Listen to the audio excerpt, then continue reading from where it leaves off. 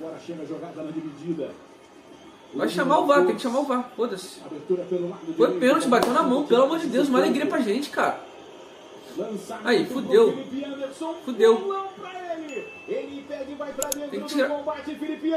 Meu Deus!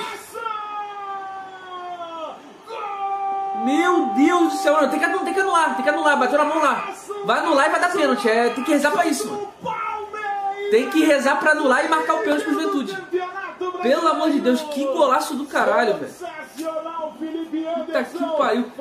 Por favor, Deus, tem que ter sido pênalti lá atrás. Tem que ter sido pênalti, cara. Pô, não é possível que ele não vai dar o pênalti, cara. Não é possível, cara. O Palmeiras amplia, marca o segundo no Jacob. Bateu na mão, cara, porra.